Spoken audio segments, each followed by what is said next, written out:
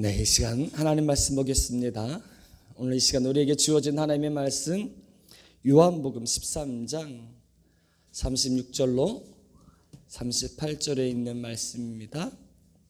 요한복음 13장 36절로 38절에 있는 말씀, 오늘 하나님께서 우리에게 주어진 말씀입니다. 네, 이 시간 말씀 봉독하겠습니다. 다 같이 자리에서 일어나시겠습니다. 시몬 베드로가 이르되 주여 어디로 가시나이까? 예수께서 대답하시되 내가 가는 곳에 네가 지금은 따라올 수 없으나 후에는 따라오리라. 베드로가 이르되 주여 내가 지금은 어찌하여 따라갈 수 없나이까? 주를 위하여 내 목숨을 버리겠나이다. 예수께서 대답하시되 네가 나를 위하여 네 목숨을 버리겠느냐? 내가 진실로 진실로 네게 이르노니 닭 울기 전에 네가 3번 나를 부인하리라. 아멘. 자리에 앉으시겠습니다. 할렐루야. 오늘 이 시간도 하나님의 귀한 사랑이, 그 놀라운 축복이 여러분과 여러분의 가정과 또 여러분의 삶의 모든 곳에 풍성하게 넘칠 간절히 축원합니다. 지금은 넘어져도 라는 말씀으로 오늘 함께하려 합니다. 오늘은 특별히 성령 강림절입니다. 여러분, 오순절 성령 역사가 얼마나 대단한 사건인지는 우리가 잘 알고 있죠.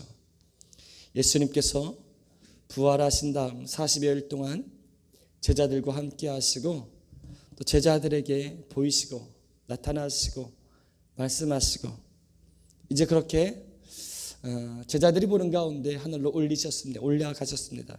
그리고 열흘 만에 오순절 날 가운데 성령의 거룩한 임재가 마가다락방 120명의 성도들 가운데 임하였습니다. 그 놀라운 사건을 통해서 초대교회는 일어나게 됐고, 그 놀라운 사건을 통해서 두려움과 움츠림 가운데 있었던 제자들, 사도들은 어마어마한 하나님의 나라 복음의 역사를 만들어갈 수 있었습니다. 그렇게 초대교회는 성령의 임재와 함께 시작되었다라고 하는 것이 정론입니다. 다시 말하면 교회가 성령이 없다면, 성령의 충만함이 없다면 교회의 일수가 없는 것입니다. 오늘 저와 여러분들이 진정한 그리스도인, 진정한 교회가 되길 원한다면 다시금 성령의 역사들을 우리가 회복해야 합니다.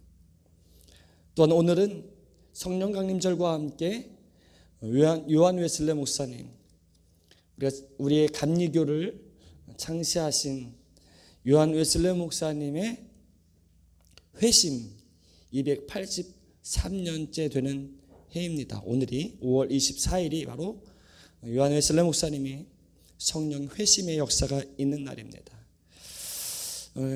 요한 웨슬레 목사님의 생애와 그 사역과 어떻게 회심되었는지에 대한 말씀을 하자면 너무나도 길어서 사실은 따로 특별히 해야 됩니다만, 요한 웨슬레 목사님이 그 전에 예수를 안 믿었던 것이 아닙니다. 아주 신실하였습니다.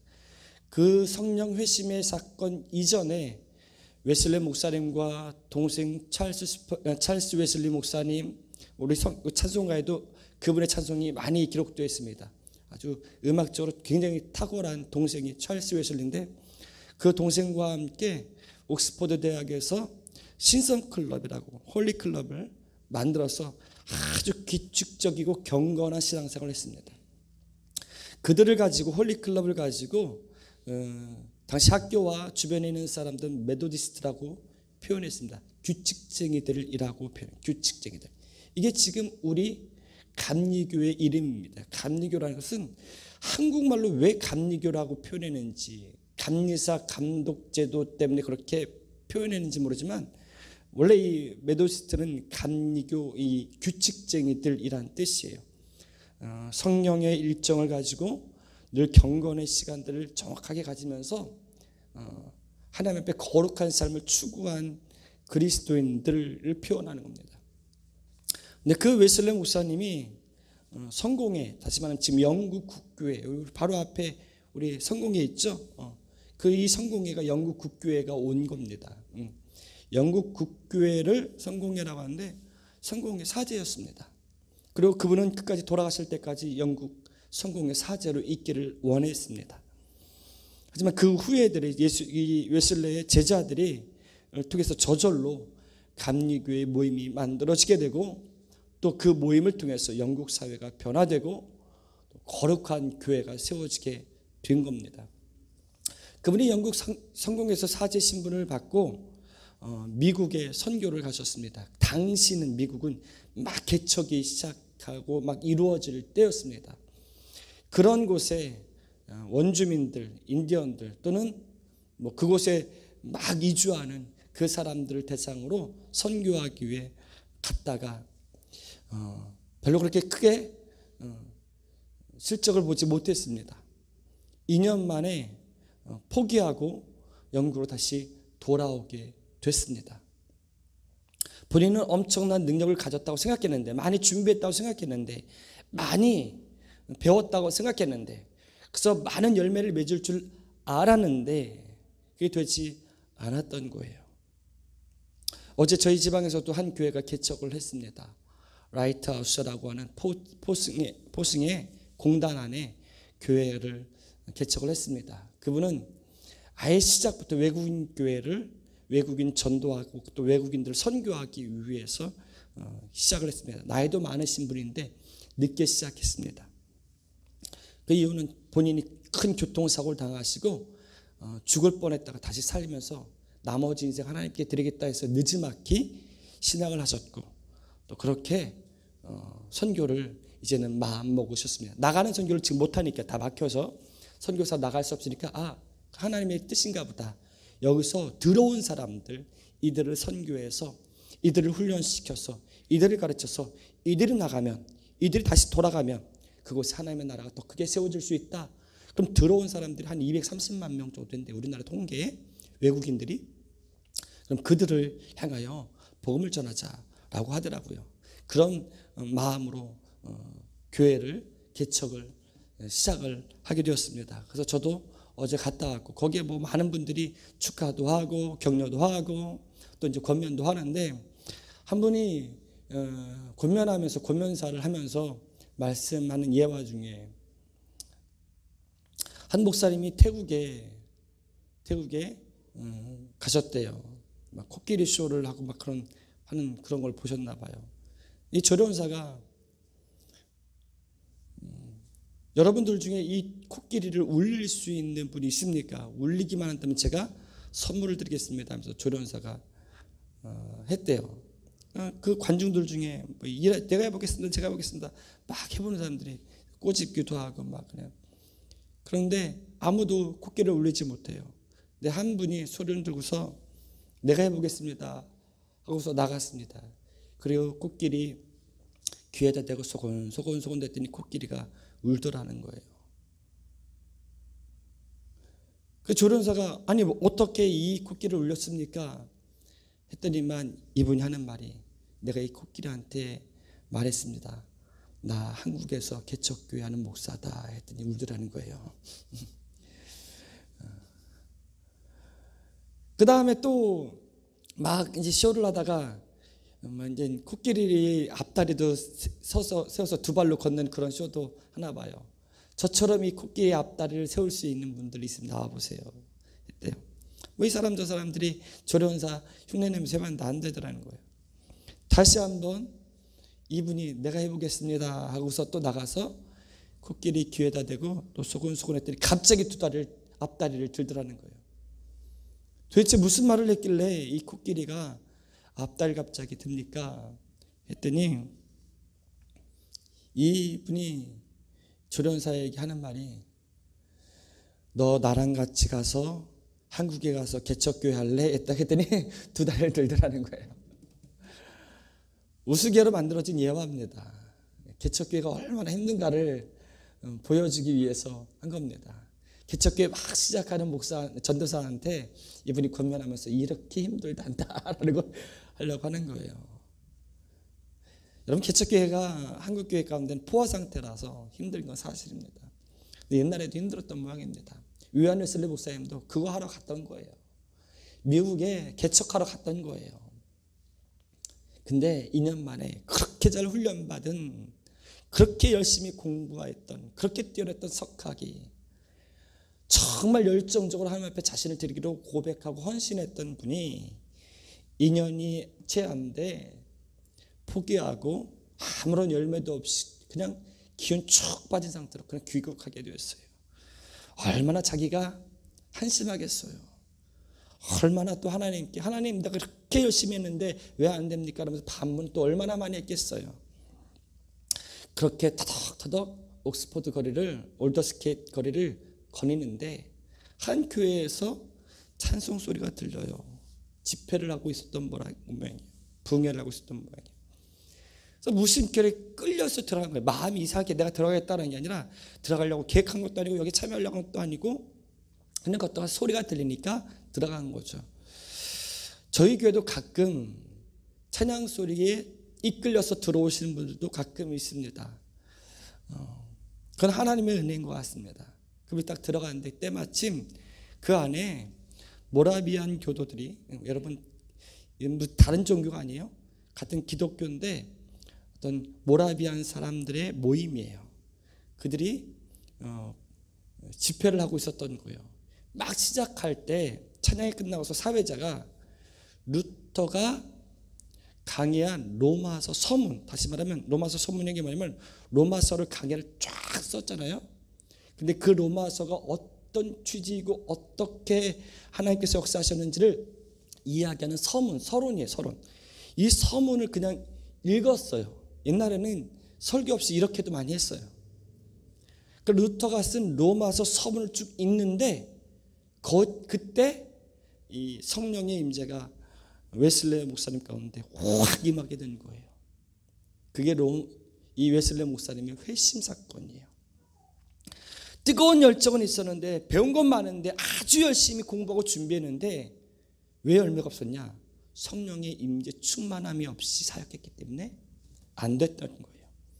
근데 그 성령 임재의 역사를 통하고 그 이후로부터는 이 웨슬레 목사님을 통해서 하나님께서 일하시는데 영국 사회가, 그 산업혁명 이후 부패한 이 영국 사회가 개혁이 일어나고 성화가 일어나고 성결이 일어나게 돼요.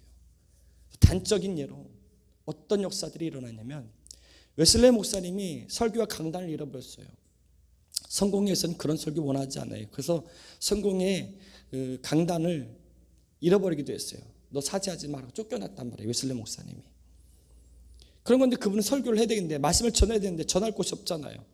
그 당시 뭐 우리나라도 지금 이제는 죽었는데 한 40-50년 전에 한참 그 발달한 곳이 정선의 사북 같은 곳, 탄광이 있었던 곳.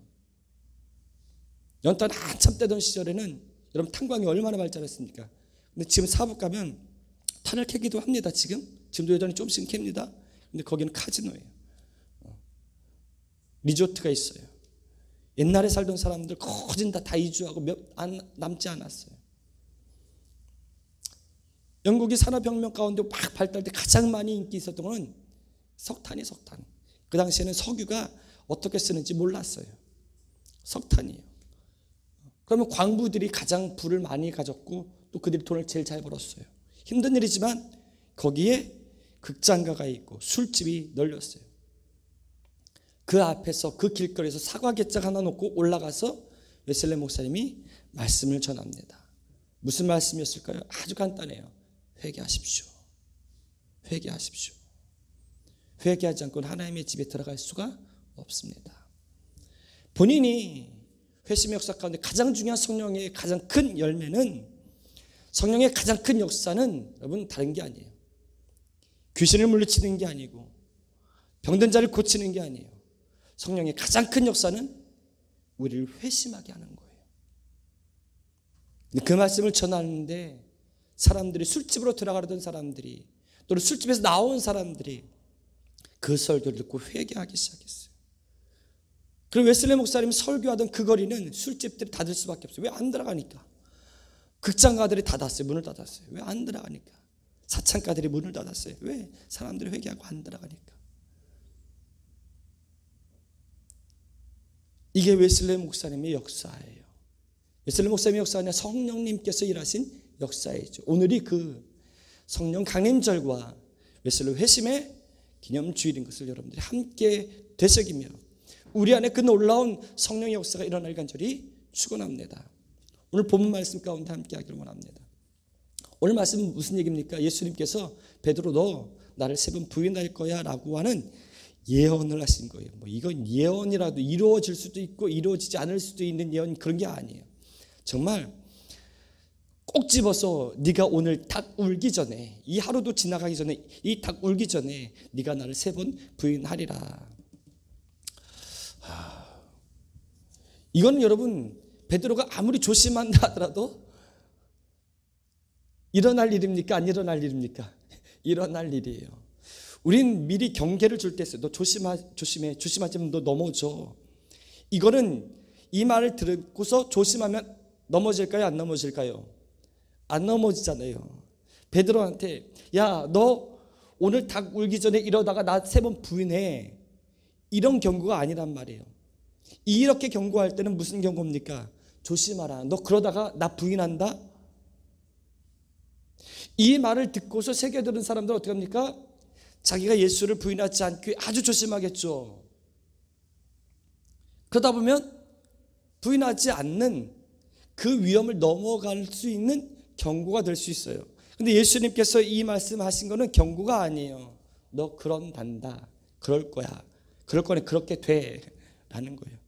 근데 여러분 성경에서 모든 상황들을 우리가 다 이해할 수 있는 건 아니지만 왜 베드로에게 이런 상황이 일어나야 되는지, 예수님은 왜 그렇게 확정적인 예언을 하셔서 그렇게 만들어 가셨는지,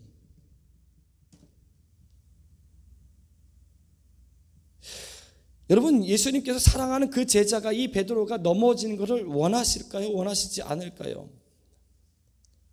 원하시지 않을 수 있지 않겠습니까? 어떤 분은 얘기하실 수 있을 거예요. 여러분들 생각에 원하셨을 거예요 라고 생각할 수 있지만, 여러분 저는 여러분들이 신앙생활 하면서 크게 시험들을 넘어지는 걸 원하지 않습니다. 그냥 보통 시험들을 넘어지는 것과는 차원이 다르잖아요. 예수님을 모른다고 부인하는 거잖아요. 그것도 한 번이 아니라 3번이나. 저는 절대 여러분들이 예수님을 모른다고 하면서 교회를 떠나지 않기를 원합니다. 그런 일은 절대 없어야겠습니다. 근데 저 정도는 한 번쯤은 그래 봐야 돼 라고 제가 의도하거나 생각하는 또는 그렇게 기도하는 일이 있다면 이건 말도 안 될 겁니다. 무슨 얘기인지 아시겠습니까? 왜 예수님은 이런 상황이 만들어지도록 하셨을까? 뭐 다 이해할 수는 없어요. 다 이해할 수는 없어요. 베드로에게 이건 어마어마한 상처이고 나중에 어마어마한 트라우마이고 또 어마어마한 자기의 약점이기도 해요.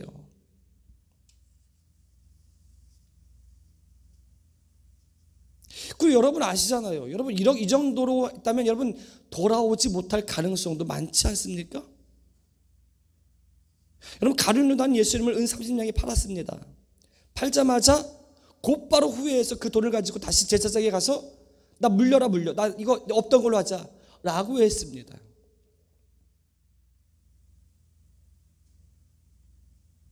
그런 가룟유다 돌아왔습니까? 못 돌아왔습니까? 못 돌아왔습니다. 돌아오지 못했습니다. 그가 아무리 후회했던들 그는 돌아오지 못했습니다. 여러분 얼마나 위험한 상황입니까? 근데 예수님은 그렇게 만들어 가셨습니다. 의도하신 겁니다. 의도한 표현이 36절에 나옵니다. 먼저 베드로가 말합니다. 주여 어디로 가시나이까? 어디로 가십니까? 왜 물었냐면 예수님께 자꾸 떠난다고 하니까, 자꾸 간다고 하니까, 자꾸 이런 말하면 진짜 헷갈려요. 제자들 쪽에서는. 그렇죠? 근데 37절에 보니까 베드로가 이르되 주여 내가 지금은 어찌하여 따라갈 수 없나이까? 주를 위하여 내 목숨을 버리겠나이다. 주를 위하여 내 목숨을 버리겠나이다. 여러분 이 말이 그저 예수님 듣기 좋으라고 하는 말 같습니까? 아니면 진짜 베드로의 중심이 있는 말 같습니까? 가끔은 여러분 우리가 서로 대화를 나누면서 때로는 격을 차려야 될 때 사실은 마음에 없지만 그냥 그 사람에게 예의상하는 말들이 있습니다.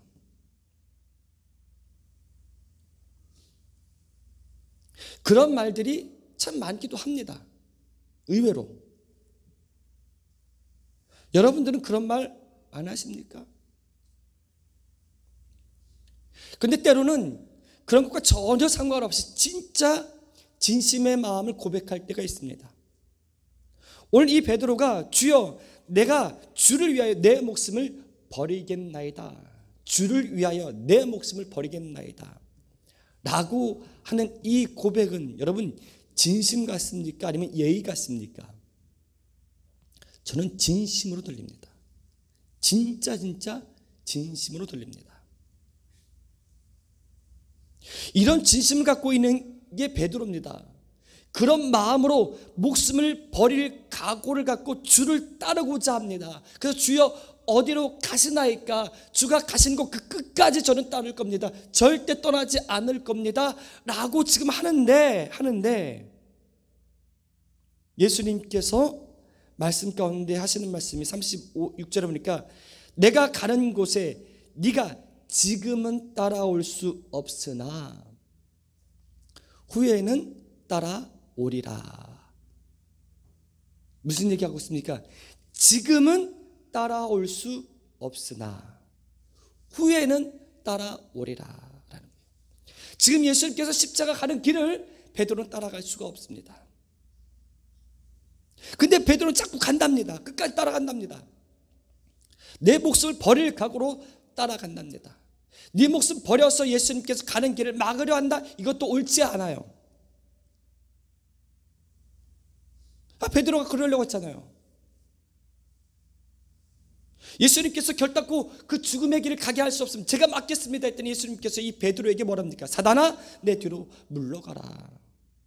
네가 하나님의 일을 생각하지 않고 도리어 사람의 일을 생각하는도다. 그리고 실제로 여러분 성경이 꼭 집어서 사람의 이름은 나오지 않았으나 이 가룟 유다가 예수님을 입맞춘 다음에 이 제사장들의 병사들에게 팔 때에 제자 중에 하나가 칼을 빼어 제자 중에 한 사람이 칼을 빼어서 이 제사장의 종에 마고라고 하는 이 제사장의 종에 귀를 내리칩니다. 이 제자가 베드로였다라고 합니다. 이 행동만으로도 예수님의 잡혀가는 걸 막으려고 하는 것 아닙니까? 칼을 들어서라도 이들을 물리쳐가지고 예수님께서 잡혀가는 걸 막으려고 하는 것 아닙니까? 예수님의 가는 길을 막으려고 하는 거예요. 그렇게 끝까지 따라가려고 하는 거예요. 끝까지 예수님과 함께 하려고 합니다. 근데 그래서 돼요, 안 돼요? 그러면 안 돼요. 그래서 지금은 따라올 수 없으나 아마도 예수님은 지금은 따라오지 못하게 하기 위해 따라올 수 없기에 이 베드로에게 예수님을 3번 부인하며 멈추게 하시는지도 모릅니다. 물론 이거는 제 추측입니다. 그렇다라는 건 아닙니다. 근데 중요한 건 뭐냐면 후에는 따라오리라 라는 게 중요한 거예요. 어떤 모양이든 어떤 상황이든 넘어졌다면 그래서 예수님을 부인해 3번 부인하여 그 처절한 좌절감을 맛보았어도 지금은 네가 따라오지 못하나 후에는 따라오리라 라는 거예요. 여러분 우리가 신앙생활하면서 한두 번 넘어보지 않은 성도 있습니까? 그렇지 않죠. 스스로의 모습에 굉장히 책망하며 자기 스스로를 질책하며 내가 이거밖에 안 되는 존재구나 라고 해서 넘어진 자도 있고 아니면 스스로 하나님과 약속한 것을 지키지 못해 넘어진 자도 있고 또 심지어 어떤 이는 상처받고 시험 들어서 넘어진 자들도 있고 어떤 이들은 목사가 싫어서 넘어진 자들도 있고 어떤 이들은 설교 듣다가 그 설교의 내용 때문에 찔려서 넘어진 자들도 있고 이 경우의 수는 아주 다양하고 천차만별입니다만 우리 신앙생활 하면서 넘어지는 경우가 있습니다. 심각하게 넘어진 자들 가운데는 자기 고백 가운데 하나님 도대체 왜 나를 버리십니까? 하나님 도대체 계시긴 한 겁니까? 왜 하나님 내게 응답하지 않습니까? 왜 다른 사람들은 지켜주면서 왜 나는 외면합니까? 하나님 계시긴 한 겁니까? 심지어 더 나가서 이런 하나님이라면 난 안 믿을래요. 이게 어떤 이는 자기 기도에 응답하지 않는 것 때문에 그럴 수도 있고, 어떤 이들은 정의가 살아있지 않아서 불의가 득세하는 것을 보면서 하나님의 실존과 존재에 대해 흔들려 넘어지는 자들도 허다합니다. 그럼 넘어지면 끝인가라는 거예요. 베드로는 누구와도 비교할 수 없는 넘어짐을 맛보게 됩니다. 예수님께서 말씀하신 것으로 인해. 생각해 보세요. 여러분 입술로 고백하게 억지로 만들어서 야, 지금 너 예수를 부인하면 내가 너 살려줄게. 누가 칼을 들고 와서 이런다 할지라도, 총을 들고 와서 이런다 할지라도 여러분 쉽게 되지 않아요. 지난번에 우리가 설교 가운데 얘기했던 콜로라도 고등학교에서 총기 난사 사건 가운데 있었던 그 여자아이, 총을 자기 머리에 겨누고서 그 총기 난사했던 그 같은 학생, 그 소년이 예수를 부인하면 살려주겠다라고 할 때 I believe God, I'm not ashamed. 나는 하나님을 믿는다. 나는 주님 믿는다. 나는 그게 부끄럽지 않다. 여러분, 저와 여러분들 가운데도 이런 고백하시리라 저는 믿습니다. 근데 그거를 한 번만 부인해도 살려주겠다는데 그게 아니라 3번을 연거푸, 그것도 단계를 높여가면서 부인하면 살려주겠다라고 한다면 여러분 그걸 그대로 따라갈 사람 또 어디 있겠습니까? 이젠 차라리 내가 주는 게 낫지 라고 하는 그런 신앙이들 많습니다. 근데 베드로는 누가 강요한 것도 아니에요.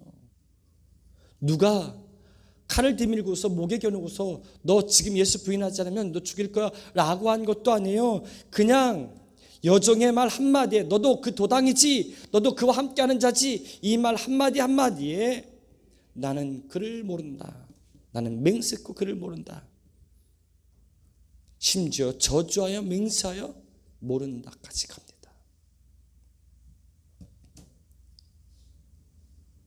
이렇게까지 넘어질 수가 있을까요?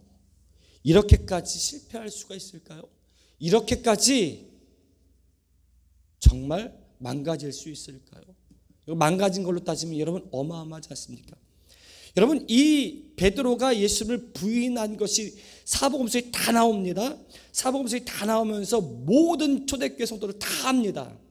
근데 실제 이 베드로가 예수를 부인한 것을, 예수님을 3번이나 부인한 그 자리에 예수님에 대해서 아는 사람들, 예수님 베드로와 제자들 중에 누구 같이 있었을까요?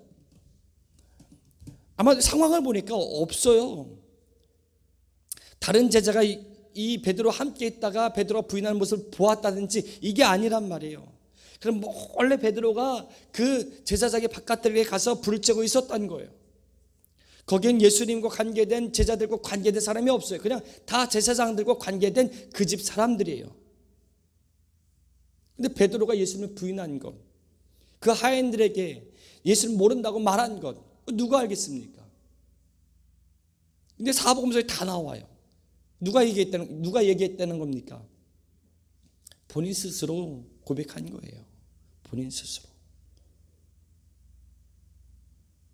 왜 고백할 수 있을까요? 넘어진 걸로 끝나지 않았기 때문에. 예수님을 부인하고서 망가진 걸로 끝나지 않았기 때문에.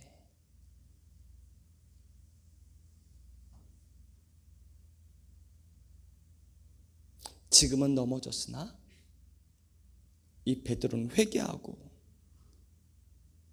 통곡하며 회개하고 다시금 주님 앞에 돌아왔기 때문에.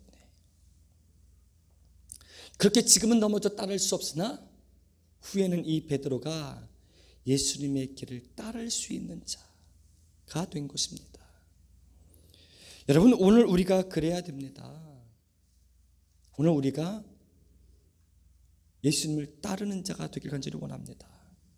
비록 과거에 넘어졌었으나 여러분 포기하지 않길 간절히 원합니다.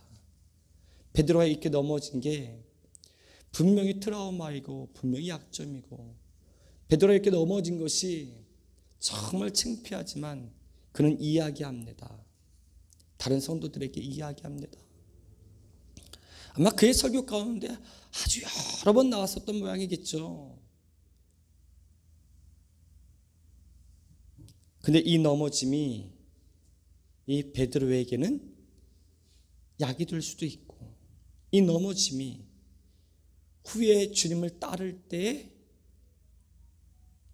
도움이 될 수도 있다는 거죠. 먼저 여러분, 이 넘어졌기에 베드로는 뭐합니까? 교만하지 않습니다. 베드로의 입술에서 절대 나오지 않는 말이 있었을 것 같습니다. 어떤 말도 있겠습니까? 호언장담하면서 자기를 드러내는 말을 못했을 겁니다. 나는 절대 주님을 떠나지 않았어. 난 단 한 번도 흔들린 적이 없어.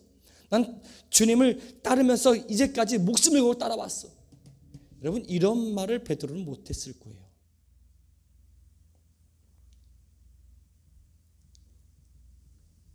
숨기기에는 너무나도 큰 과오가 있었고, 숨기기에는 너무나도 큰 넘어짐이 있었기 때문에 베드로는 자기가 가는 길에 대해 절대 자신 스스로에 대해 교만할 수 없어요.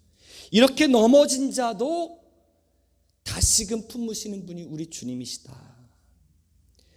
정말 용서할 수 없을 정도로 예수님을 3번이나 부인했던 나도 단 한 번 예수님께서 책망하지 않은 그 사랑의 예수님이다. 내가 쓰임받고 내가 사도로, 내가 주의 종으로 살아갈 수 있는 것은 이 지극히 작은 자, 이 무익한 자를 품으시는 주님인 거지 내가 잘나서가 아니다. 그런 고백이 이 베드로의 고백 아니었을까요? 절대 교만할 수가 없어요. 그렇게 여러분, 넘어졌기 때문에 넘어진 것에 대한 실수를 알아 항상 깨어서 근신할 수 있는 게 이 베드로 아니겠습니까? 처음부터 끝까지 단 한 번도 실수 없이 완벽하게 주님 앞에 했다면 여러분, 이 자고함이 얼마나 하늘을 찌르겠어요. 그리고 넘어져 봤기 때문에요, 넘어진 자를 정죄하지 않습니다. 여러분, 넘어진 게 잘했다는 게 아닙니다. 여러분, 우리 오해하지 마십시오. 일부러 넘어질 필요 없습니다. 넘어진 것을 정당화해서는 절대 안 됩니다. 그러나 원치 않는 가운데 어떠한 상황 가운데 넘어진 자를, 여러분, 너는 넘어졌기 때문에 끝났어. 어떻게 그렇게 넘어질 수가 있어? 어떻게 그렇게 주님 앞에 고백할 수 있어? 어떻게 그렇게 행동할 수 있어? 어떻게 주님을 그렇게 떠날 수 있어? 라고 이야기하지 않는다라는 거예요. 아프다. 근데 그렇게 떠날 때 네 마음은 얼마나 더 아팠겠냐? 그렇게 넘어질 때 넌 얼마나 또 괴로웠겠냐? 왜? 자기가 넘어진 걸 알아요. 자기도 목숨을 버릴 각오로 예수님을 쫓아는데, 내가 죽을지언정 주를 떠나지 않겠습니다 라고 했던 난데 내가 넘어져 보니까 이게 얼마나 약한 존재인지, 얼마나 부족한 존재인지, 누구나 다 그렇게 넘어질 수 있다라는 거예요.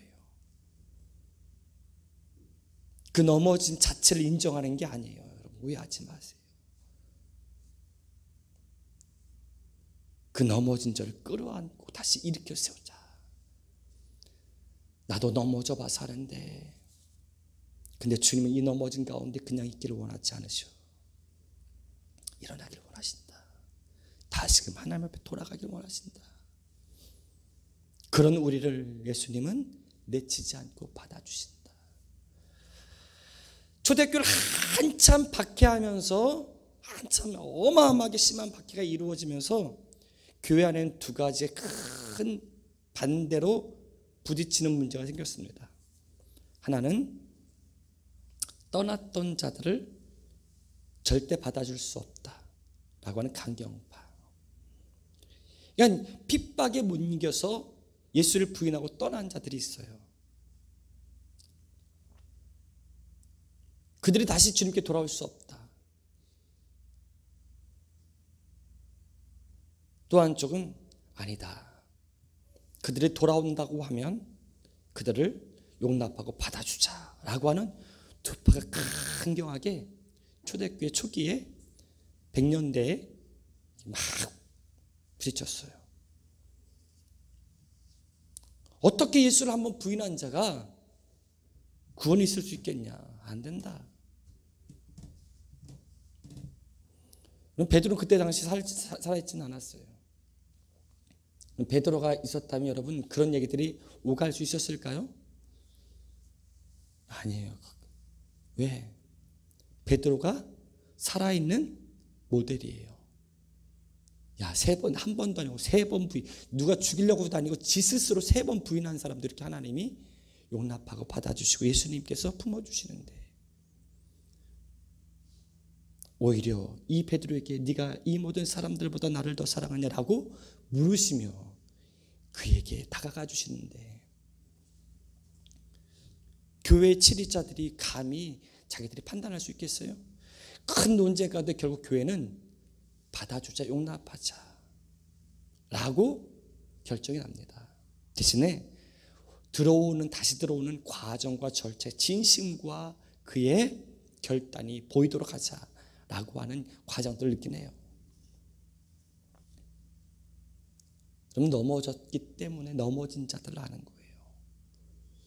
그렇게 넘어졌을 때의 괴로움과 아픔들, 그 슬픔들 아는 거예요. 그 넘어졌기 때문에 여러분 후에 따를 때의 그 힘이 어떻겠습니까?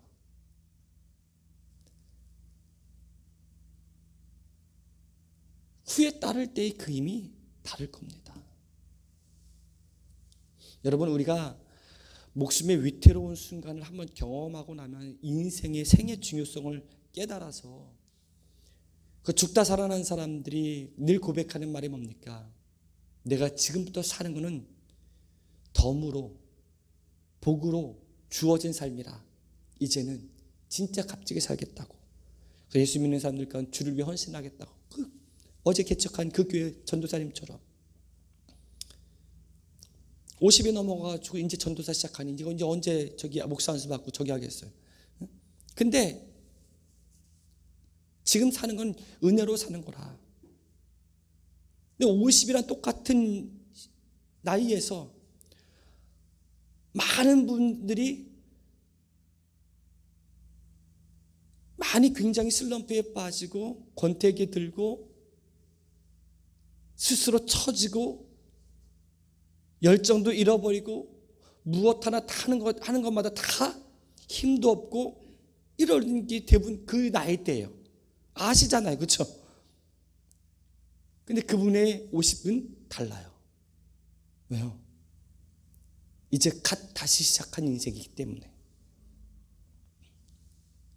넘어진 후에 그 삶이 그래요. 베드로가 과거 예수님을 따르면서 인정받고 예수님을 따르면서 제일 옆에 있었고 예수님과 함께하면서 공생의 기간 동안 늘 앞장섰던 거 다 의미가 없어요. 이제부터 다시 시작이에요. 이제부터 넘어졌다 일어선 사람의 가는 걸음의 힘이 완전히 달라지게 돼요. 물론 내 걸음의 힘을 다르게 만들기 위해서 넘어지려고 하는 그건 안 돼요. 그건 아니에요. 하지만 이 베드로가 후에 따를 수 있고 예수님께서 십자가에 돌아가셨기 때문에 자기는 거꾸로 못 박혀야 된다고 하는 그 따름이 될 수 있었던 것은 늘 예수님 앞에 넘어졌던 그 부끄러움이 있었었고, 물론 그것 때문에 늘 갇혀 있었던 건 아니겠죠. 하지만 그 위에 더욱더 주를 위해 살고자, 주를 위해 나아가고자, 주를 위해 내 목숨 드리고자 이제는 넘어지지 않고자 하는 그 결의가 더욱더 강해졌죠. 여러분, 그 또한 주님의 말씀 가운데 우리는 은혜가 됩니다. 지금은 따라올 수 없으나 후에는 따라오리라. 너 오늘 밤 닭 울기 전에 나를 3번 부인하리라 이 베드로가 후에는 따라오리라 라고 하는 것은 네가 넘어져도 네가 나를 모른다 3번 부인해도 나는 너를 포기하지 않아 라고 하는 의미가 담겨 있지 않습니까? 그 마음이 담겨 있지 않습니까? 넘어졌다 해서 예수님께서 우리를 포기하지 않아요. 넘어졌다 해서 너 이제 쓸모없어. 어떻게 네가 나를 그렇게 모른다고 부인할 수 있어. 너 끝났어. 나랑 끊어 이젠. 예수님이 그러지 않아요. 그것이 1번이든 2번이든 3번이든 혹여 그래서는 안 되겠지만 10번이든 예수님은 우리를 포기하지 않아요. 예수님이 우리를 포기하지 않는데 우리 스스로를 포기할 수도 없잖아요. 그렇죠? 여러분, 지금은 넘어져도 우리 다시 일어섭시다. 지금은 비록 넘어져도 다시 주님 붙듭시다. 요한 웨슬리 목사님이 미국에서 선교에서 넘어져도 완전히 패배자가 되어 넘어져도 그가 거룩한 성령의 회심을 통해 놀라운 하나님의 역사를 만들었듯이 우리 지금 넘어져도 성령의 임재를 통해 우리 다시 일어서는 저와 여러분들에게 간절히 축원합니다. 우리 기도하겠습니다.